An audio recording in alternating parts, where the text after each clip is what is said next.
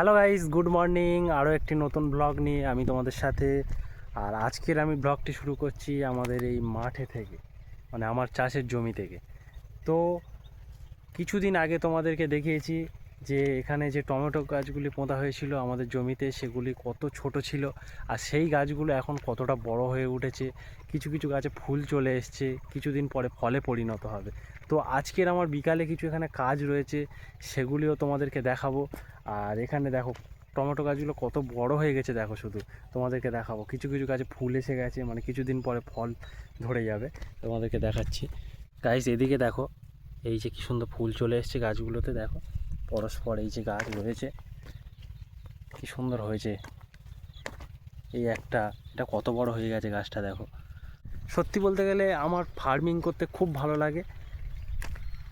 মানে আমি একটা সময় ছিল যখন বাড়িতে বকুনি খেতাম যে একটু কাজের জন্য, যে একটু বাগানে যা কাজ কর।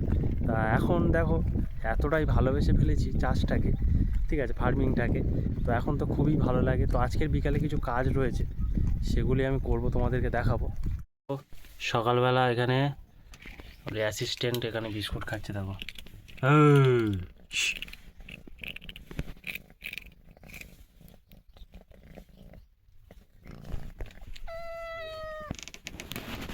মাছগুলো নিয়ে আসবো। 11টা টাল দিয়েছি, 14টা কেটে ওই আর টানতে হবে না, খানাগুলো পড়ে আছে, একটু চেয়ে নিয়ে আসতে হবে। এইগুলো বাঁধা হয়েছে পিয়ারা বাঁধার জন্য, প্লাস্টিক রেডি করা হয়েছে। বাবা নিয়ে যাবে এখন বাগানে, পিয়ারা বাঁধা হচ্ছে। বাড়িতে গেলাম, খাওয়া দাওয়া করে এখন চলে এসেছি মাঠের কাছেই। আর এখানে তোমরা জানো কিছু বাঁশ রয়েছে, সেগুলো মাঠে বয়ে নিয়ে যেতে হবে।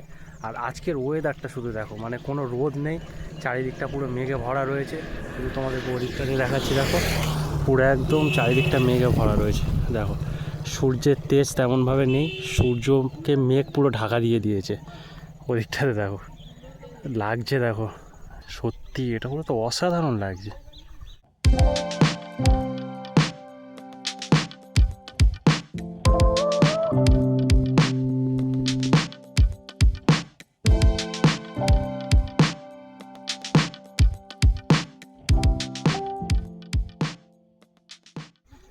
আজকে জানি না রোদের দেখা মিলবে কি না।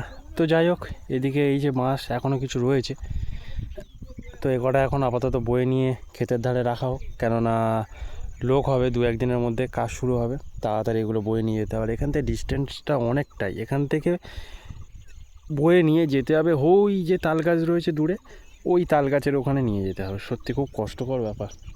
যাই হোক, নিয়ে তো যেতেই হবে। গাইস ছিলাম মাঠে বসে, কাজবাজ করছিলাম, কাজবাজ করার পর একটু বসছিলাম, তারপরেই হঠাৎ আমাদের সূর্যি মামা জেগে উঠেছে, মেঘ কাটিয়ে অবশেষে ভেদ করে উঠে গেছে। প্রচণ্ড রোদের এখন তেজ দিয়ে দিয়েছে। আমি ভেবেছিলাম আজকে হয়তো সূর্যের মুখ দেখতে পাবো না। সূর্যি মামার অবস্থাটা দেখো কি তেজ, আর প্রচণ্ড গরমও হচ্ছে, মাঠে থাকা যাচ্ছে না। আমি বাড়িই যাচ্ছিলাম, হঠাৎ একটা আমার পাশের জমিতে একজন চাষ করেছে, আমার জমি থেকে একটু দূরে একজন চাষ করেছে, একটা কৃষক বলতে পারো, আমার কাকা সম্পর্কে হয়, ঠিক আছে, মানে পাড়া প্রতিবেশী বলতে পারো। যাই হোক, আমি বাড়ি যাচ্ছিলাম, আমাকে ডাকলো, বলছে যে উনি চাষ করেছে আর কি, আমাকে বলছে একটু দেখে যা কেমন হয়েছে গাছপালা। তো চলো এখন ওখানে যাব, দেখাবো তোমাদেরকে যেখানকার কৃষকরা কীভাবে চাষ করে। এদিকটাতে দেখতে পাচ্ছ এখানে মটরশুঁটি চাষ করা হয়েছে, দেখতে পাচ্ছ। তা এখানে এই চাষের মধ্যে কিছু আগাছা ঘাস ভরে গেছে, দেখো চারিদিকটা দেখলে বুঝতে পারবে। এটাই হচ্ছে কাকার ক্ষেত, ওখানে ওই কাকা কাজ করছে, ওই দেখো। এখানে এখন মারছে এগুলোকে, এই ধারে ধারে এগুলি মাচার টান দেওয়া হবে, এখানে পোঁতা হচ্ছে।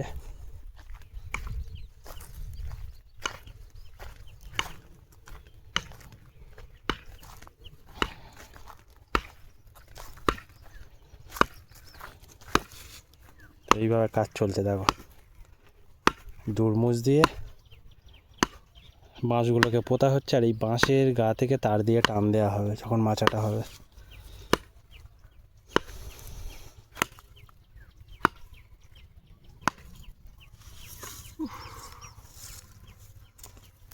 তো মাচা কবে থেকে স্টার্ট হবে? মাথা এখন দেখে আছে, আমি গত খুলে এই গত দিন 3 মেরে গত খুলে গাছের কন্ডিশন কী বুঝুক। ঠিক আছে, হ্যাঁ ঠিক আছে। মশলা দিয়েছিলেন না এমনি খুঁজেছো?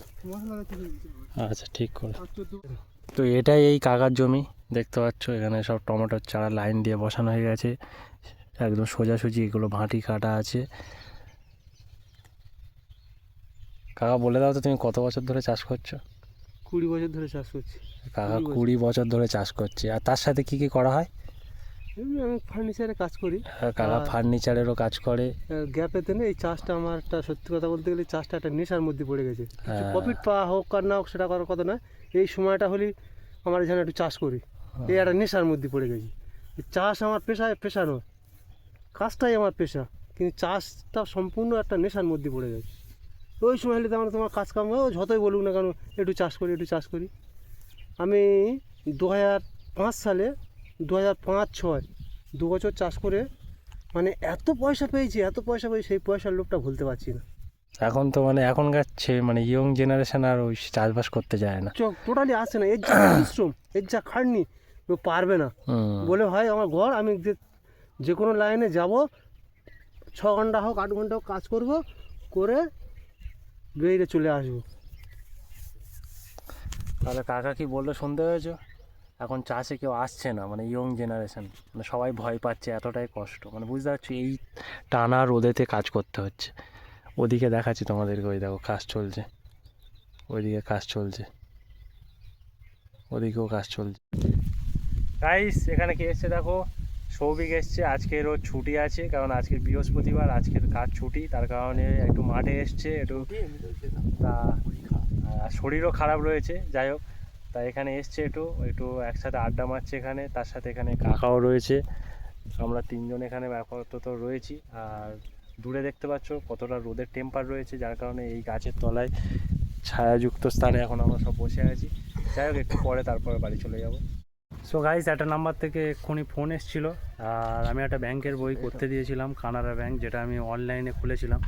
তো তার এখানে থেকে কিছু দিয়ে দিয়েছে, হয়তো পাসবুক এটা ওটা রয়েছে, এটিএম পেটিএম রয়েছে। তো এটা এখনই আমরা খুলবো, এই যে আমার হাতে রয়েছে। চলো এটা খোলা যাক, দেখা যাক কী রয়েছে। খোল দেখি ওটা। চলো, সৌভিকের হাতে দিয়ে দিয়েছি, সৌভিক এখন খুলছে। চলো দেখি কী রয়েছে।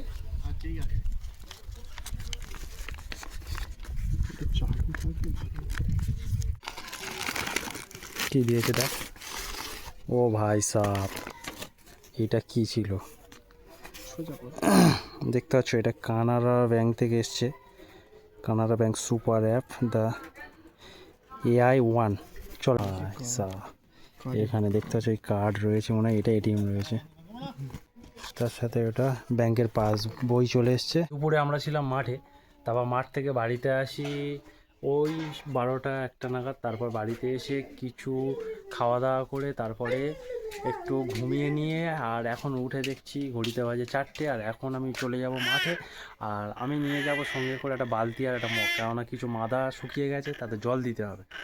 তো এখন আমার যে জিনিসটা লাগবে হাতের কাছে, সেটাই আমি এখন খুঁজে নেবো, একটা বালতি আর একটা মগ। চলো নিয়ে নিই। আর এইদিকে দেখো হঠাৎ আমার ভাইয়ের কোলে কে চলে এসছে, দেখো রিপন এসছে। রিপনের চোখগুলো দেখো কেমন রসগোল্লার মতো। তুমি হাত বাড়াচ্ছ, ফোন নেবে? হ্যাঁ, রিপন খুব দুষ্টু করে, ছেলেটা খুব বদমাশ। দেখেছো আমার ফোনটা কেড়ে নিতে আসছে। হ্যাঁ, ও তোমার দেবো ঠাস করে একটা এরকম, ঠিক আছে? খুব বদমাশ হয়ে গেছে তুমি, দেখেছো হাসিটা দেখো খালি, বাবা। আর এই ঘরে দেখো শুয়ে আছে, দেখো কে, ঠাকমা শুয়ে আছে, পাটা ঠ্যাং ফ্যাং ছাড়িয়ে। এদিকে দাদু বসে আছে, এদিকে পুকুরে তো মা বাসন মাজতে চলে এসেছে। চলো আমার যেটা দরকার আমি সেটা নিয়ে নিই, বালতিটা নিয়ে চলে যাব। এদিকে আমার বালতি নিয়ে নিয়েছি, তো এখানে আমার বালতি আর একটা বাটি নিয়ে নিয়েছি জল দেওয়ার জন্য। তো চলো এখানে কমপ্লিট, দেখা হচ্ছে মাঠে গিয়ে।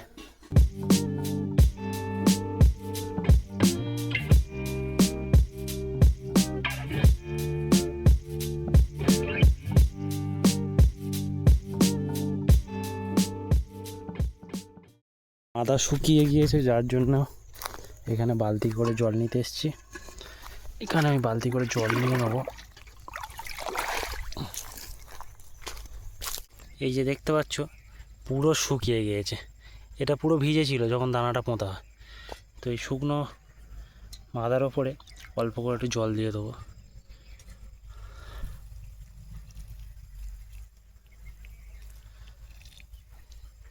তো এইভাবে পুরো মাঠটা জল দিতে হবে। এখন পিছনে কিছুটা দিয়েছি,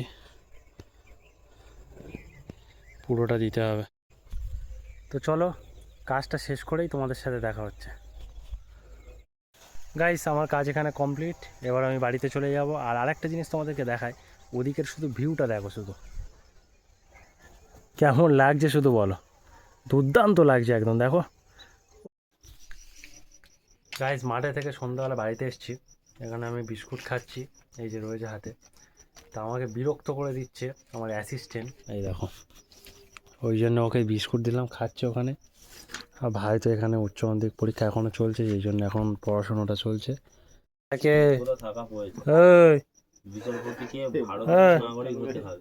রিপন খেলা করছে, দেখো বাবার সাথে খেলা করছে রিপন। ভারতীয় নাগরিক হতে হয়, মুড়ি খাবো থাক।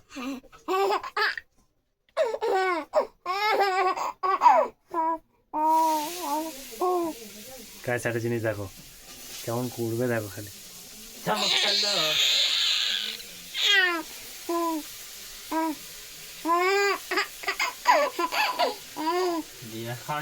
তো গাইস আজকের দিনটা আমার এইভাবেই কাটলো। আর তোমাদেরকে আমি সব কিছু শেয়ার করতে পেরে খুব ভালো লাগছে আমার। ভিডিওটি ভালো লেগে থাকলে অবশ্যই একটা লাইক করে দেবেন, চ্যানেলটিকে সাবস্ক্রাইব করে দেবেন। আবার দেখা হবে পরবর্তী কোনো ব্লগে। তো আজকের ব্লগটা আমি এখানে শেষ করছি, টাটা বাই।